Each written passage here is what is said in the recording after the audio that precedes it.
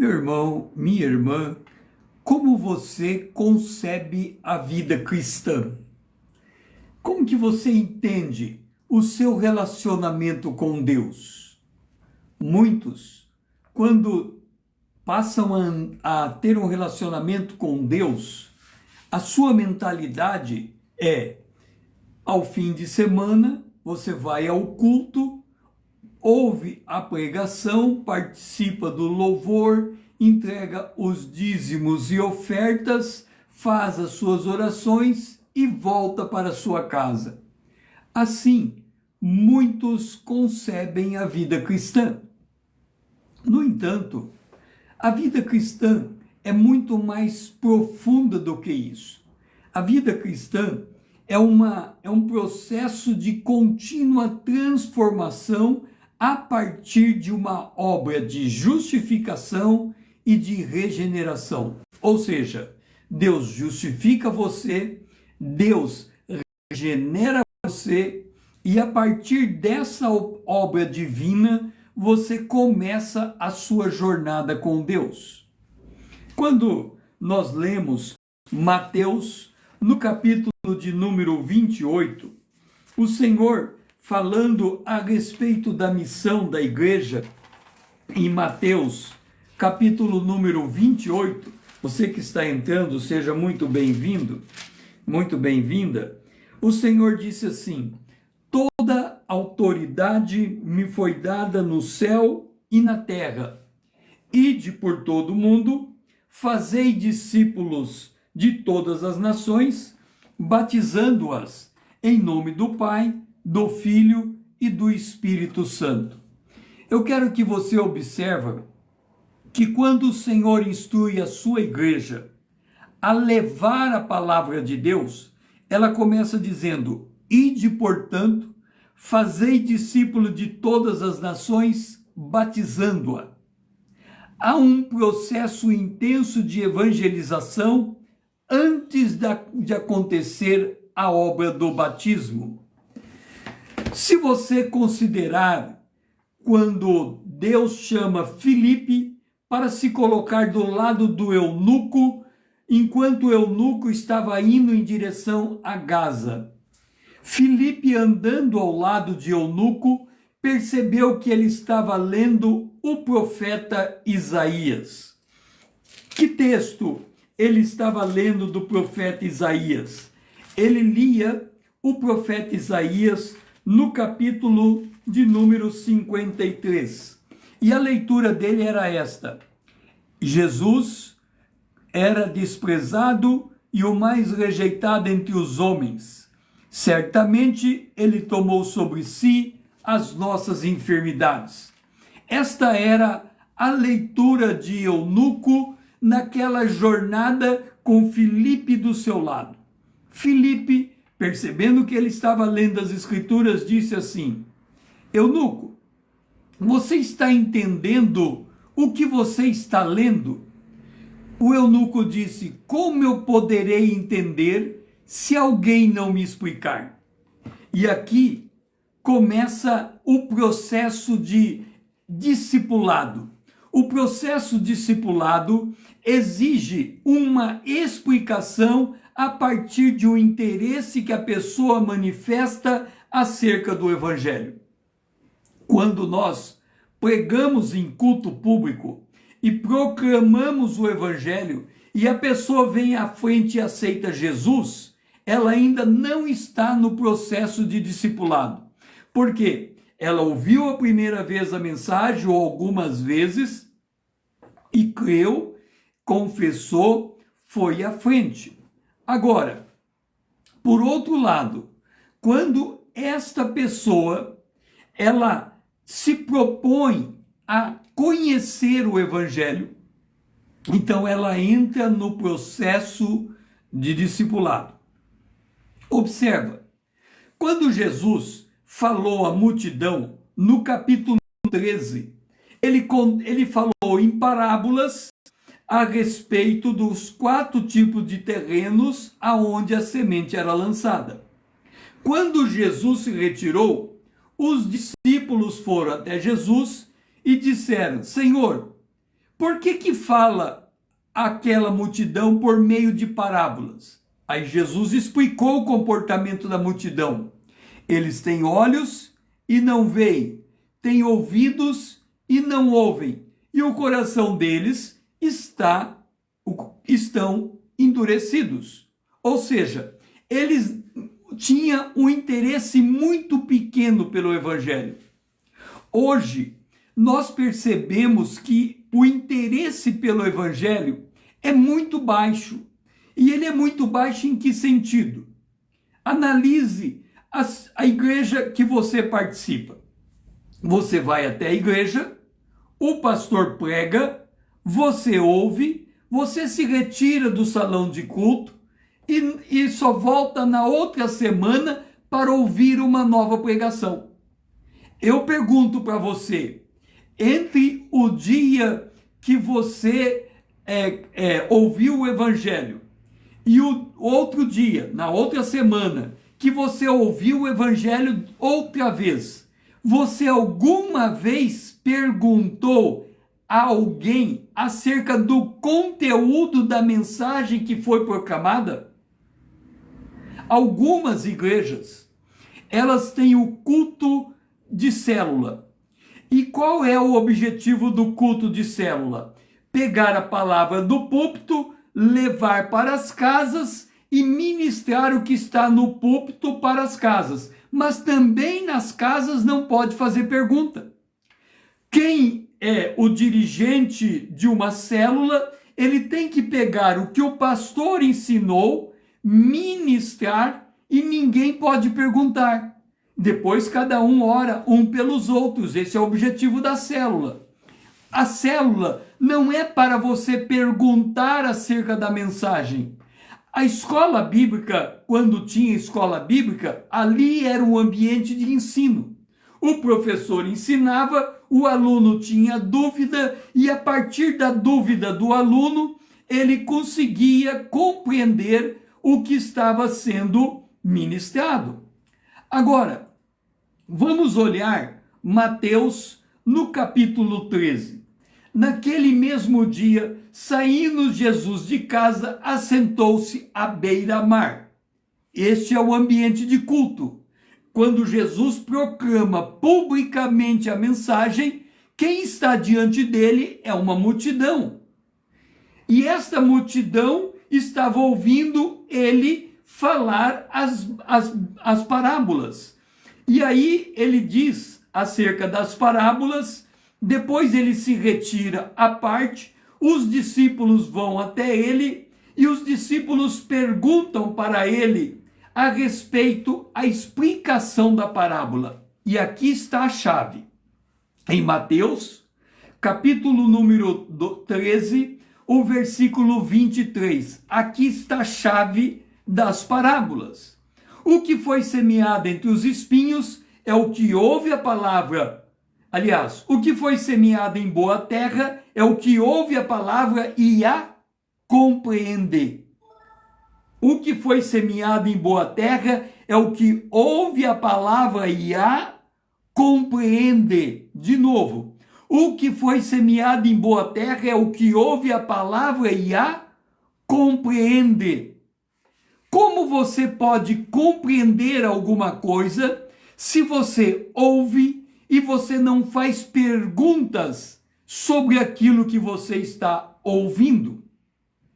Deixe-me explicar como que eu entendi a importância de fazer perguntas em cima da palavra de Deus, para que a palavra possa penetrar o coração e desenvolver a nossa fé. Porque primeiro ouvimos, depois compreendemos, então cremos e por fim confessamos.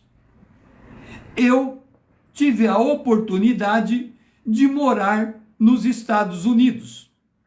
Eu fiz a high school, ou seja, o terceiro colegial, não sei como é que chama hoje, o terceiro colegial lá nos Estados Unidos. E como que funcionava a aula nos Estados Unidos? Tinha uma aula de física, havia uma bancada, em cima da bancada tinha diversos equipamentos, Então, o professor que dava aula de física, ele dava aula fazendo experiências. O professor que dava aula de química, ele dava aula fazendo experiências. Então, todos ficavam em pé em volta do tablado, o professor ficava na ponta de pé e ele começava a explicar a matéria do dia. Todos ficavam ouvindo o que o professor falava. E ele explicava sobre, por exemplo, a lei da gravidade. E ele explicava, pegava um objeto, colocava, o objeto caía e caía, e ele fazia todas as experiências. 15 minutos depois, presta bem atenção, de 15 a 20 minutos, o professor terminava a sua explicação. A aula devia demorar o quê? Uns 30, 60, 90 minutos, 1h30 de aula. Então vamos considerar 1 hora de aula. 20 minutos o professor fazendo explicação das leis de físicas. Quando ele terminava de explicar, os alunos faziam 20 minutos de pergunta ao professor para entender a matéria. Depois de 20 minutos de pergunta, o professor dizia: eu não sei responder a pergunta de vocês. Presta atenção. O professor dava 20 minutos de aula sobre física. Terminados 20 minutos de aula, os alunos faziam 20 minutos de pergunta ao professor. Terminado 20 minutos de pergunta, o professor dizia: eu não sei responder o que vocês estão me perguntando. Então, nos 20 minutos que faltava para terminar a aula, os alunos tentavam entre eles responder as perguntas que o professor não conseguia responder. Eu olhava aquilo e ficava impressionado. Eu dizia: como um aluno pode, em 20 minutos de pergunta, esgotar o professor? Como que o professor pode, em sala de aula, dizer: eu não sei responder o que vocês estão me perguntando? Aquilo começou a me incomodar. Um dia, os alunos do 2º grau foram até uma universidade, 3º grau, e ali havia uma feira de ciência. Eu lembro que tinha um painel muito grande. O aluno de física do 3º grau da faculdade começou a explicar aos alunos do 2º grau a experiência que ele estava fazendo. Depois deles terminarem a experiência, os alunos do 2º grau começaram a fazer perguntas a respeito daquilo que que tinham ouvido, a respeito da experiência do aluno do 3º grau. Com 20 minutos, o aluno do 3º grau disse: eu não sei a resposta. E eu fiquei pensando comigo: como que um aluno do 2º grau esgota um professor em 20 minutos? Como que um aluno do 2º grau esgota um aluno do 3º grau em 20 minutos? Eu vim para o Brasil me perguntando. Quando eu voltei para o Brasil, eu fui fazer teologia. E ao fazer teologia, eu tinha que estudar o livro de Jó. E aqui na minha Bíblia, eu tenho anotado o que eu descobri na faculdade. O livro de Jó é um livro que eu acho o livro mais absurdo da Bíblia, o livro mais estranho da Bíblia. Por quê? Porque quando você pega o livro de Jó, é muito fácil você ler o livro de Jó. Você lê o 1º capítulo, conta uma história. Você lê o 2º capítulo, conta uma história. E aí, quando você chega no 3º capítulo, o 3º capítulo começa a conversa de Jó com os seus amigos. A partir do 4º capítulo, começa a conversa de Jó com os seus amigos. E aí vem o 5º, o 6º, o 7º, o 9º, o 11, o 13, o 15, o 16, o 18, o 23, o 26. E o Jó está conversando com seus amigos, o 27, o 28, o 29, o 30, o 31. Quando chega no 31, depois de 31 capítulos, se você vai para o final do livro, a Bíblia diz que Jó falou o que não sabia, e a Bíblia diz que os seus amigos falaram que não sabiam. Entenda, você tem 31 capítulos em que está todo mundo conversando e ninguém sabe o que está falando. Isso para mim é um absurdo. Como que você lê 31 capítulos e Deus diz, os amigos, Jó, você não sabia o que falava. E os amigos de Jó, vocês também não sabiam o que falava. Mas aí, no capítulo 32, aparece o quarto amigo de Jó. O quarto amigo de Jó é Eliú. E olha que coisa impressionante. Eliú não fala como os amigos falaram. Eliú faz 29 perguntas a Jó. Eu marquei aqui, ó. Eu contei todos os pontos de interrogação. Eliú fez 29 perguntas para Jó. E Jó não sabia responder nenhuma das perguntas feitas por Eliú. Aí você lê o capítulo 33, Eliú, 34, Eliú, 35, Eliú, 36, Eliú, 37, Eliú, e quando chega no capítulo 38, quem vem falar agora com Jó é Deus.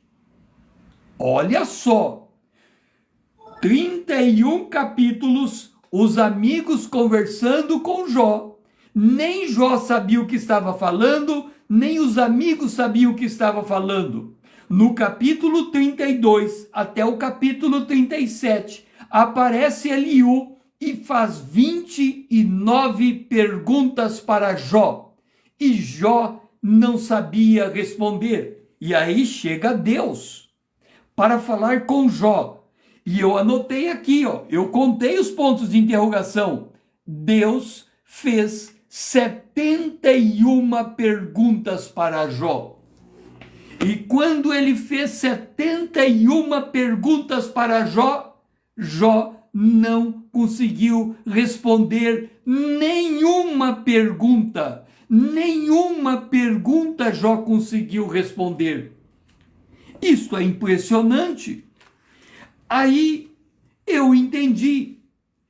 Eu lembrei dos americanos. Eles esgotavam o professor fazendo perguntas. Em 20 minutos eles esgotavam o professor. Eliú e Deus esgotaram o conhecimento de Jó. Eliú fez 29 perguntas. Deus fez 71 perguntas. E Jó não conseguiu responder nenhuma delas. Aí eu fui para o Novo Testamento, porque essa história é impressionante. E no Novo Testamento nós encontramos quem? Encontramos Jesus.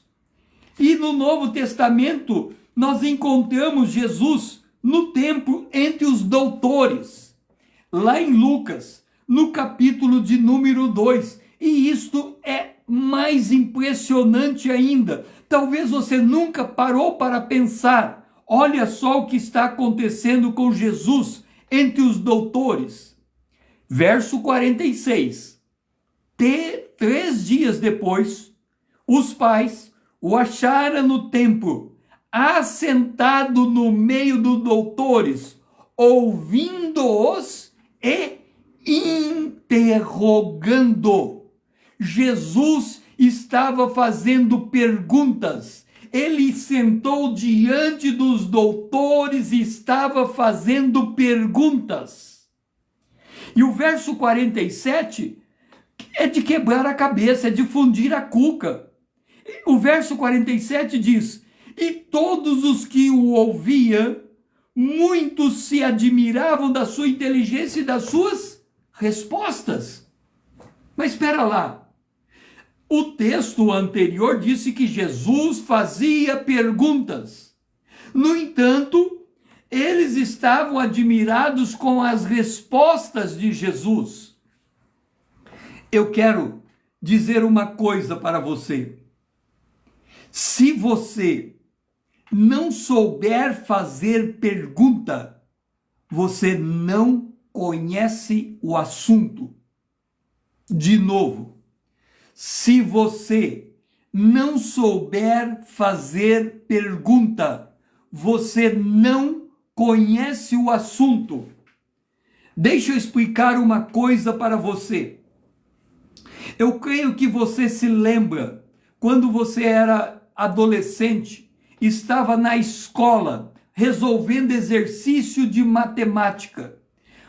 O professor entregava uma questão. Na questão tinha um texto, você tinha que ler o texto, interpretar o texto, encontrar as variáveis do texto, descobrir a fórmula para resolver a questão e resolver a questão. Havia uma pergunta, nessa pergunta tinha variáveis, você tinha que interpretar, identificar as variáveis, conseguir a fórmula e responder o texto.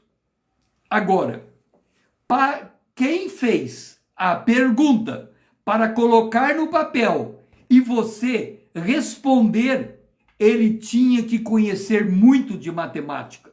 Ele tinha que conhecer a fórmula, ele tinha que conhecer as variáveis, ele tinha que conhecer as aplicabilidades da fórmula e das variáveis para poder desenhar um cenário, embutir as variáveis no cenário e você sentado ali, lendo, tinha que responder.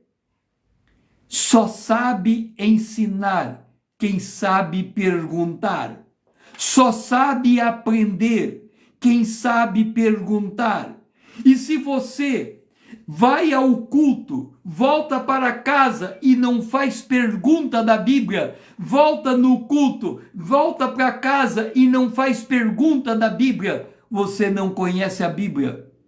Você lembra de memória os versículos, cita os versículos, mas não consegue evangelizar uma única pessoa sequer. Porque quando você cita o texto e ela faz uma pergunta no texto, você não sabe desenvolver um raciocínio com Bíblia para poder explicar o que você está dizendo.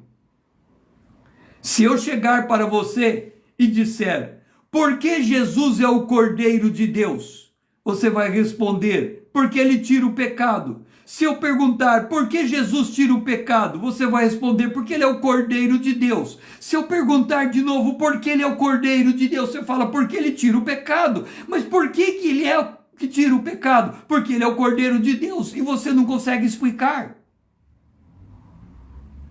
Como que você vai conseguir evangelizar se você não consegue explicar? Então não basta tão somente memorizar a Bíblia. Aqui diz que no verso 26, a respeito da semente, o que foi semeado em boa terra, 23, Mateus 13, 23.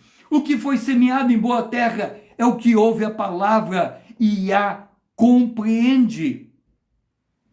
Então ele compreendeu a palavra, então ele consegue frutificar, porque ele compreendeu a palavra.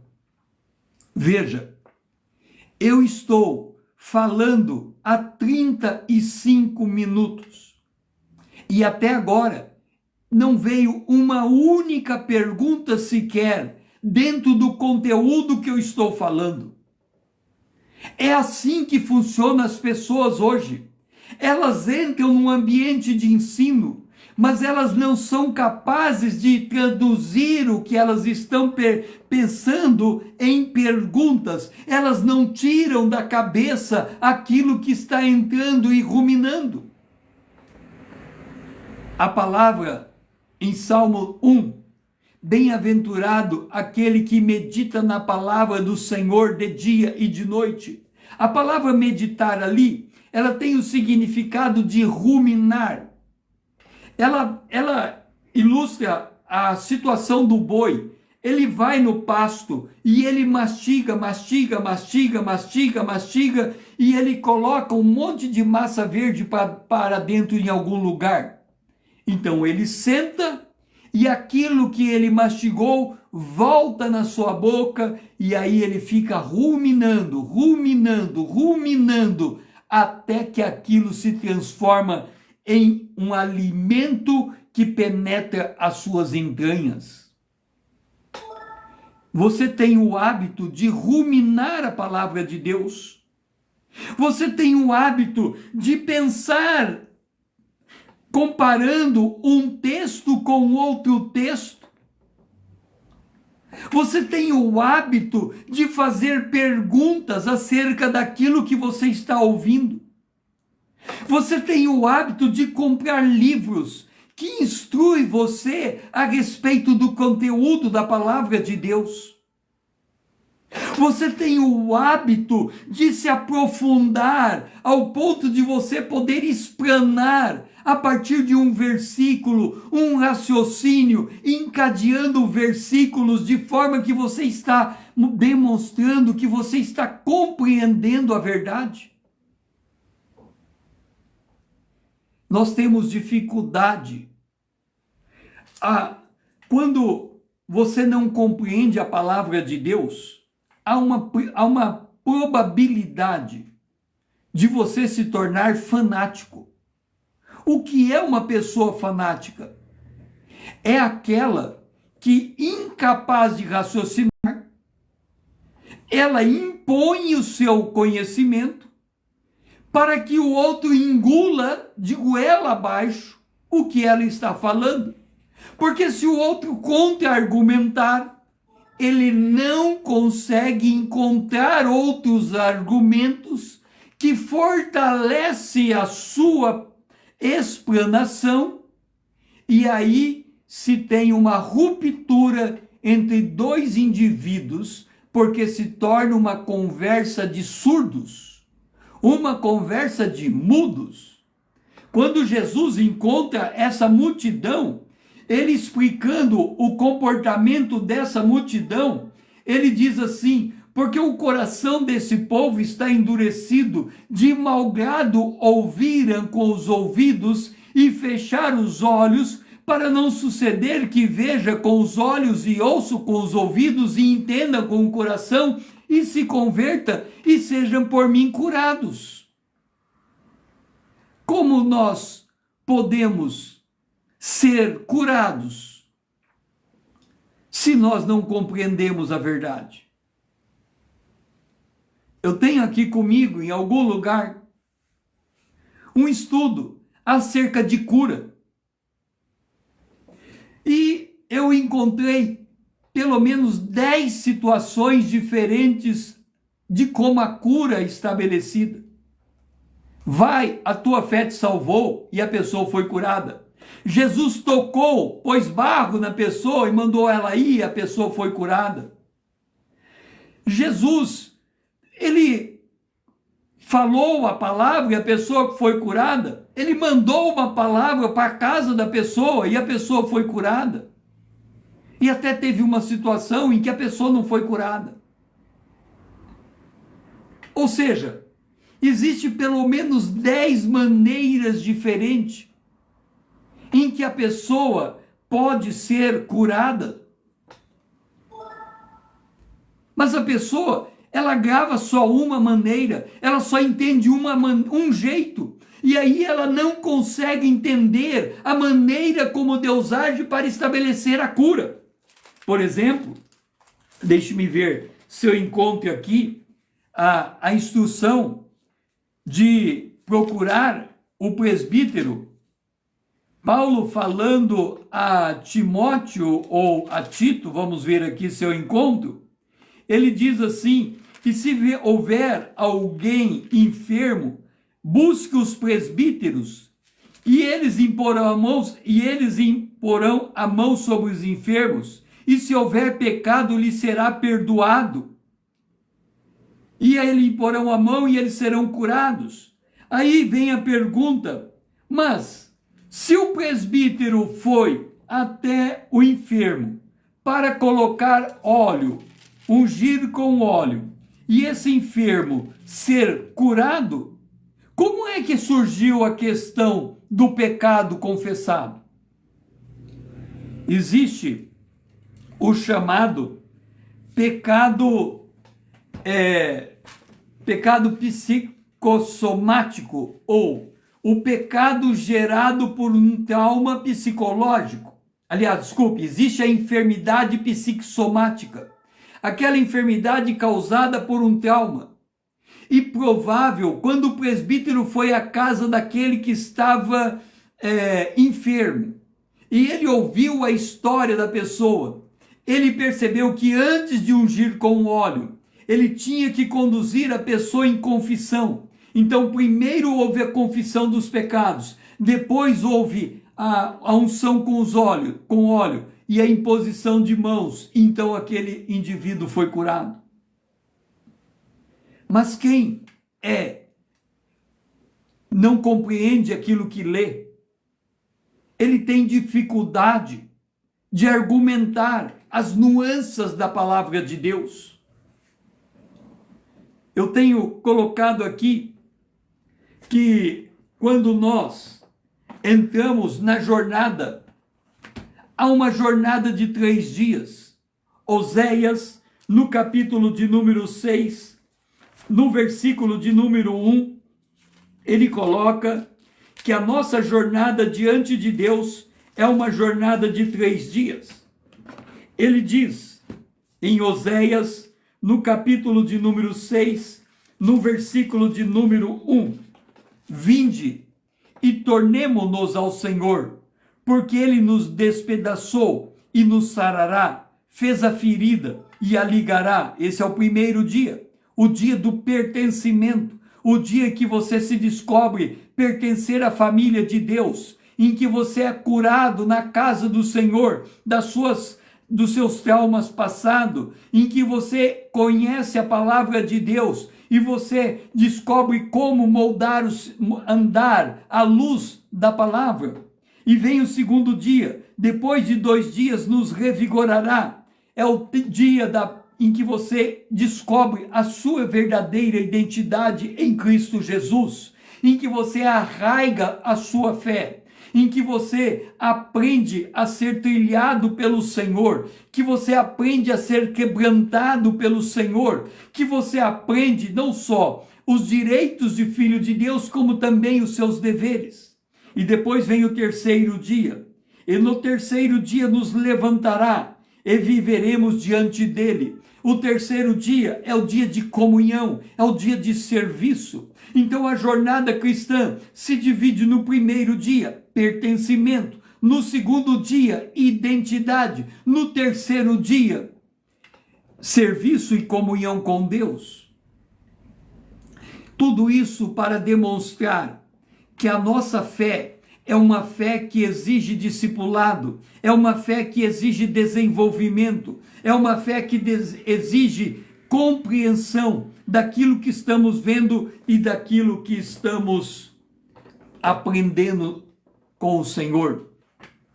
Eu me lembro que no começo da minha vida cristã, eu me converti aos 18 anos, hoje eu tenho 64.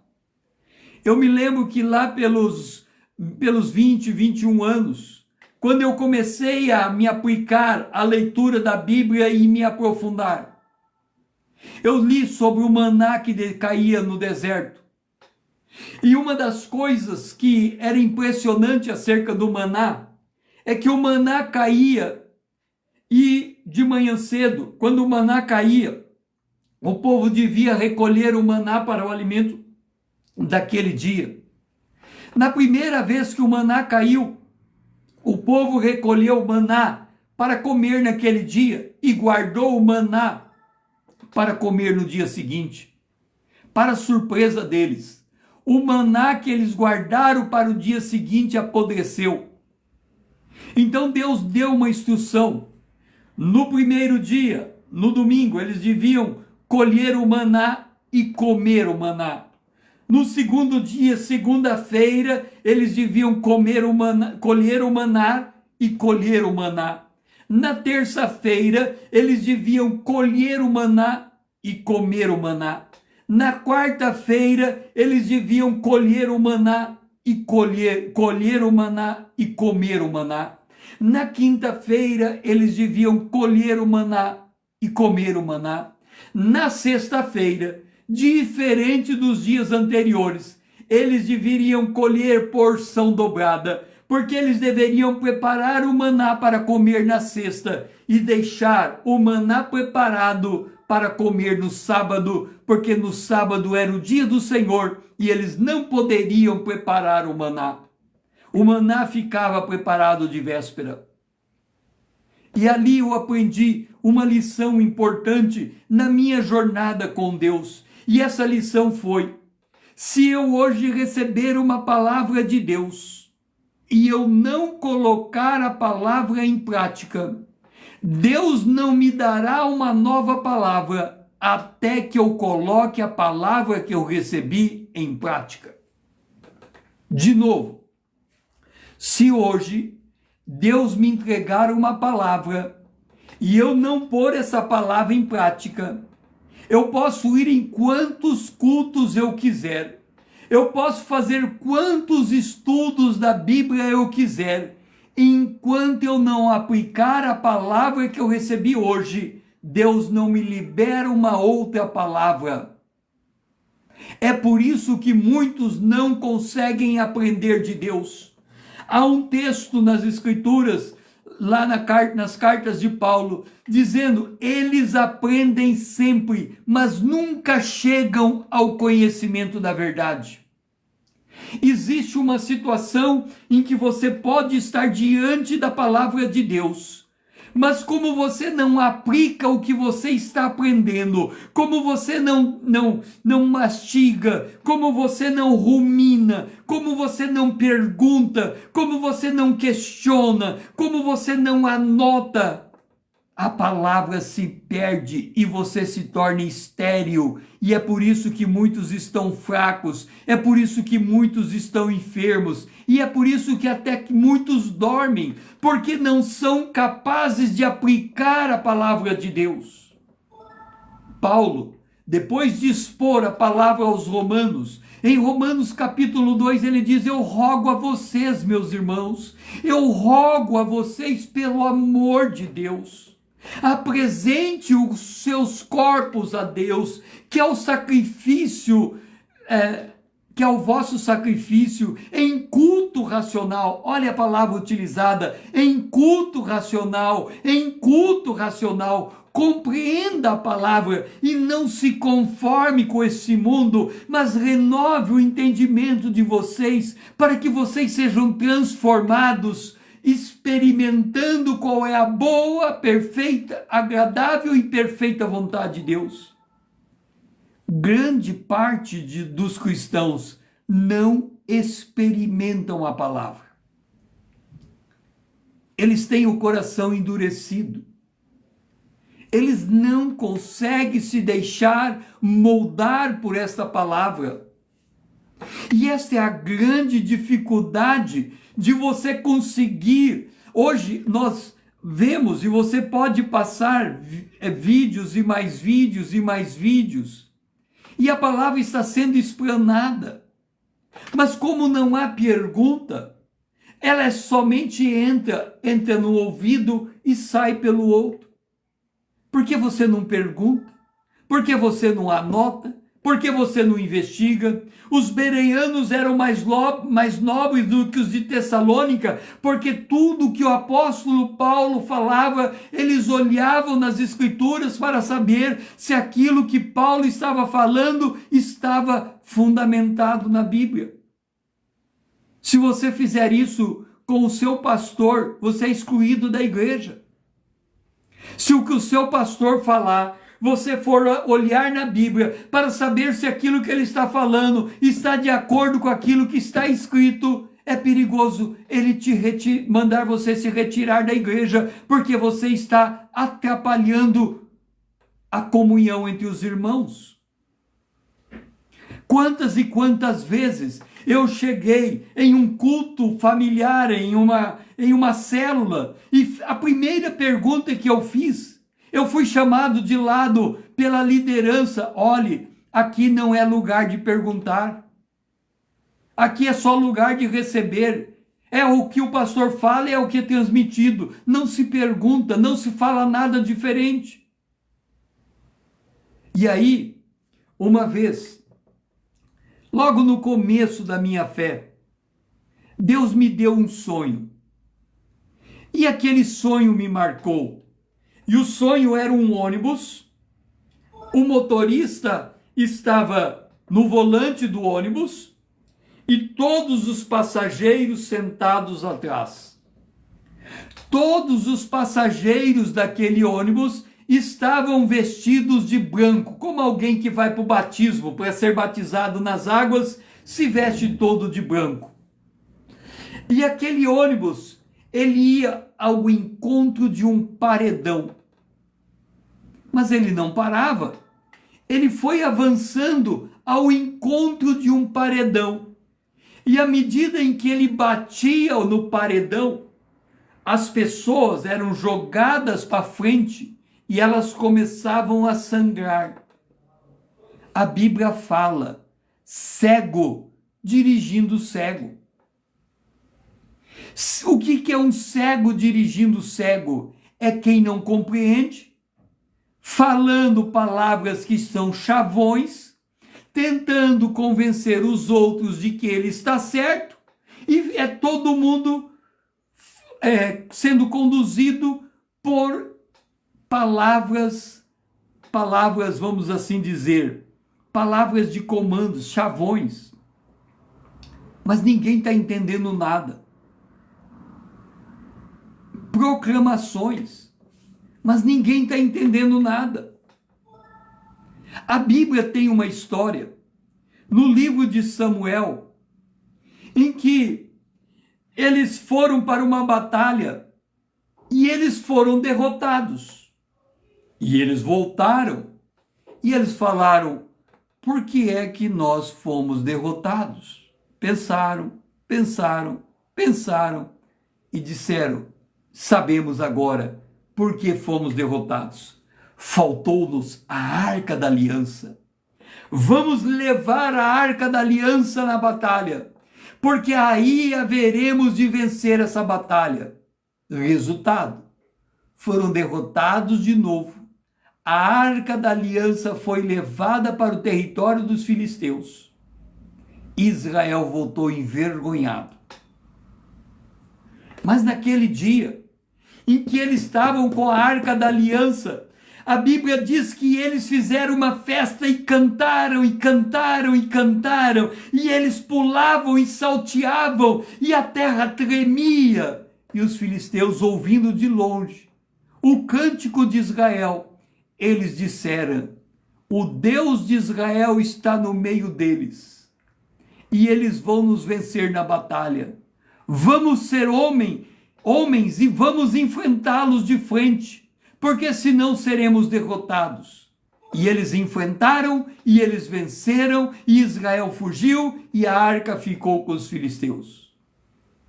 Deus não precisa que alguém o defenda quando esse alguém não tem a razão, quando esse alguém não compreende o que está fazendo.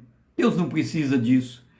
A arca foi, e aí para cada cidade que a arca foi, passou por 5 cidades, deu hemorroida nos filisteus, e eles chegaram à conclusão que era a arca que estava fazendo aquilo, mandaram a arca de volta para Israel. Quando a arca chegou em Israel, eles tentaram segurar a arca no caminho de volta. Alguém tocou na arca e um judeu caiu morto, porque era somente a tribo de Levi que podia carregar a arca. Eles não conheciam a palavra. Eles achavam que somente, como muitos fazem, coloca o Salmo 90 aberto em casa e diz: a minha casa é protegida, porque a Bíblia está aberta no Salmo de número 91. Isso não protege, porque se não houver entendimento, a palavra se torna estéril. Este povo, disse Jesus, essa multidão, ela está me ouvindo, mas eu tenho que falar com elas por meio de parábolas, porque eles têm o coração endurecido, eles têm os ouvidos fechados, os ouvidos de mau grado ouviram com os ouvidos e fecharam os olhos, para não suceder que vejam com os olhos e ouçam com os ouvidos e entendam com o coração e se convertam e sejam curados.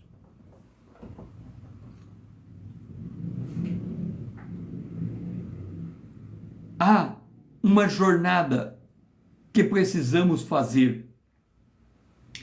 Israel, quando saiu do Egito, eles entraram em uma jornada com Deus.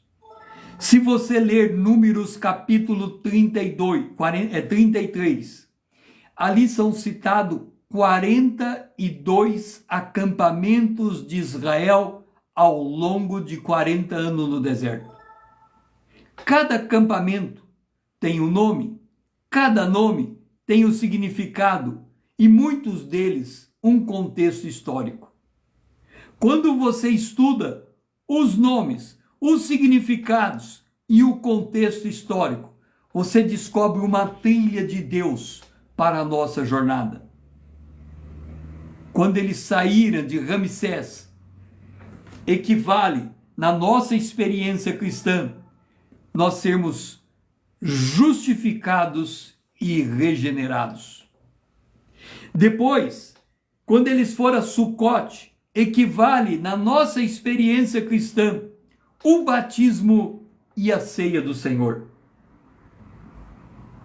Você sabe que há uma jornada a ser percorrida, uma jornada de 3 dias. Você sabe que quem crer e for batizado será salvo, ou seja, depois de crer, você tem que ser batizado nas águas para se tornar membro de uma igreja local. Você pode dizer: César, eu sou batizado nas águas e sou membro de uma igreja local. Ótimo! Há um segundo marco depois desse. Quem participa de uma igreja local tem que participar da ceia do Senhor. Uma coisa está ligada à outra. Se você é batizado nas águas, você participa da ceia do Senhor. Mas qual é o fundamento do batismo nas águas? O batismo nas águas é uma experiência única que demonstra uma das mensagens que o batismo nos traz, é que quando você é submerso nas águas, você está declarando que está morto para o mundo. E quando você é levantado das águas, você está declarando que vive para Deus. E o apóstolo Paulo, em Romanos, no capítulo 6, ele diz que nós devemos andar em novidade de vida. Isso significa que nós temos que andar mortos para o mundo e vivos para Deus, como um fundamento de fé, como um fundamento da nossa vida cristã. E depois você é regenerado, você nasce de novo. E quem nasce de novo tem o Espírito Santo. E quem tem o Espírito Santo sabe que foi batizado no corpo. E quem está batizado no corpo é capaz de ir na igreja e discernir o corpo do Senhor. Sabe como que funciona uma igreja? A igreja é o corpo do Senhor. O pastor vai lá na frente, ele abre a Bíblia e ele prega. Ele tem o Espírito Santo. O Espírito Santo tem a Bíblia, que sai dos lábios do pastor. Mas quem ouve também tem o Espírito Santo. E quem tem o Espírito Santo ouve o que o pastor que tem o Espírito Santo prega. E quando o pastor fala pelo Espírito Santo, e quando eu ouço pelo Espírito Santo, e o circuito fecha, a palavra penetra, entra no coração. Portanto, quando nós estamos em um ambiente de culto, Quem fala, fala pelo Espírito Santo. Quem ouve, ouve pelo Espírito Santo. E o Espírito fecha a conexão. Se o pastor não falar pelo Espírito Santo, a conexão não fecha. Se eu não ouvir pelo Espírito Santo, a conexão não fecha. Mas se o pastor falar a Bíblia, mas ele não falar pelo Espírito Santo, mas a Bíblia for citada, a Bíblia comigo fecha. Se eu ouvir a Bíblia, independente do que o pastor fala, comigo fecha. Porque é o Espírito Santo que usa a palavra de Deus vai e não volta vazia e faz aquilo que apraz.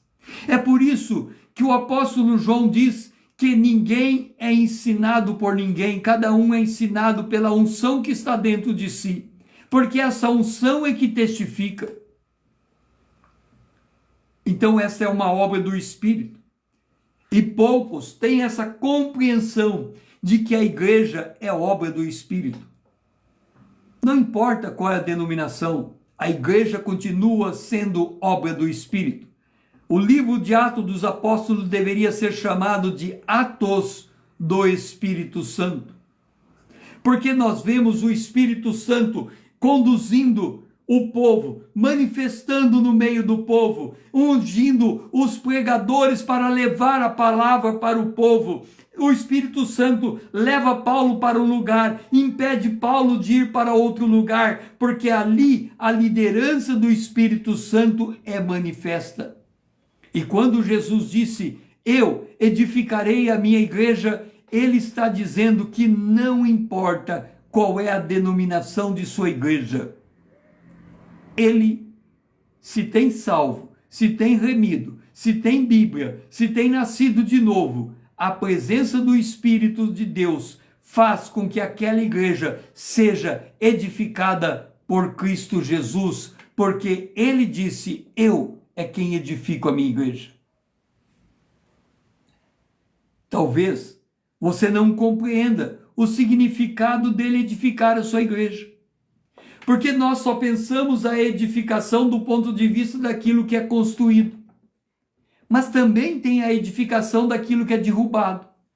Porque para o Senhor alguém está de pé, para o Senhor alguém está caído, para o seu Senhor ou ele está de pé ou ele está caído. Porque qual é o pai que não disciplina o filho que ama? E quem está sob disciplina está caído sendo posto de pé. É por isso que o autor Oséias, no capítulo 6, o versículo 11, diz que o segundo dia o Senhor o renovará e no terceiro dia o Senhor o levantará. Então nós precisamos entender que estamos na obra do Espírito. E nesta obra do Espírito, nós temos que aprender a usar a nossa capacidade de perguntar, de questionar, de inquirir, de meditar, de ruminar, para que de fato aquilo que se torna a nossa crença e a nossa confissão seja fruto da nossa compreensão, e esse frutifica a 100, a 60 e a 30. E aí eu pergunto para você, você conseguiu compreender o que eu procurei transmitir no dia de hoje? Qual é a essência daquilo que eu instruí nesta noite? Se você for resumir o que eu falei esta noite em uma única palavra, qual é a palavra que resume a esta pregação? Você consegue traduzir tudo que eu falei em uma única palavra? Você pode digitar. Porque os discípulos perguntam, os discípulos questionam, os discípulos se interessam, os discípulos saem de sua zona de conforto. Os discípulos estão interessados em compreender aquilo que está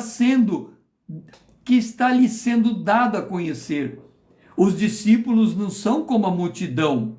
A multidão ouvia e ia embora. Esperava voltar no outro dia e ia embora. Os discípulos iam para casa com Jesus. queriam saber mais, perguntavam.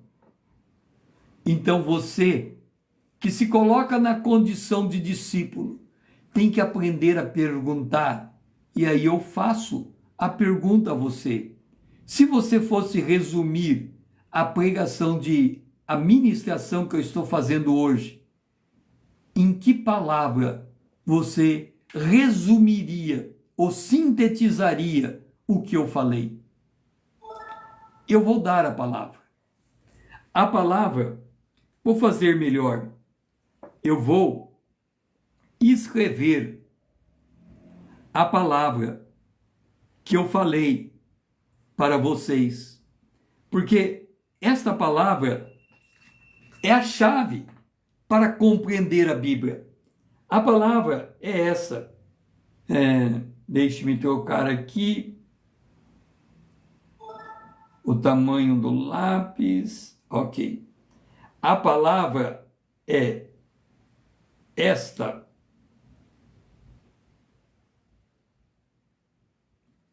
Por quê? A síntese do que eu falei hoje é por quê? Eu tenho que entender o porquê das coisas. Para eu poder evangelizar, eu tenho que entender o porquê das coisas. E eu, quando estou em um ambiente de ensino, eu tenho que perguntar: por que é desse jeito? Por que não é de outro jeito? Por que o Senhor Jesus disse desta maneira e não disse daquela maneira? Por que o Senhor falou primeiro essa palavra e depois falou a outra? Por que os frutos do Espírito são 9? Por que o último fruto do Espírito é domínio próprio? Por que o primeiro fruto do Espírito é amor? Será que eu tenho que entender a ordem do fruto do Espírito de trás para frente? Primeiro eu tenho que adquirir o domínio próprio para, por último, conseguir amar? Primeiro eu tenho que me dominar para depois ser capaz de amar ao meu semelhante como eu amo a mim mesmo? Nós temos que aprender a perguntar. Por que o Senhor disse dessa maneira e não aquela? Por que o Senhor usa essa palavra e não aquela? Por que existem várias traduções da Bíblia? Qual é a tradução mais fiel à tradução original? Qual é a palavra em português que está mais próximo da palavra em grego e em hebraico? Por que o Senhor escreve um versículo e ele coloca primeiro esse e depois aquele? Por quê? E assim, eu vou encerrando essa live porque eu preciso gravá-la para que eu possa publicá-la. Já está quase completando 1 hora. Se você entendeu o que eu disse, curta esse vídeo. Curta os vídeos que eu tenho colocado. Siga-me para que possamos crescer juntos na graça de Deus. Compartilhe porque tem alguém que está precisando de ouvir essa mensagem. Salve para que você possa rever mais tarde. O meu lema é conhecendo a palavra para sermos transformados pelo poder de Deus na imagem de Cristo. O meu nome, César Azevedo. Grato por me ouvir e até a próxima.